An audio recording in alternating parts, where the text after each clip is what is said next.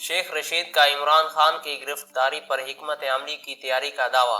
अवामी मुस्लिम league के सरबराह और साबिक वफाकी वज़ीर दाखिला शेख रशीद अहमद ने दावा किया है कि इमरान खान की गिरफ्तारी की सूरत में हिकमत अमली बना ली गई है।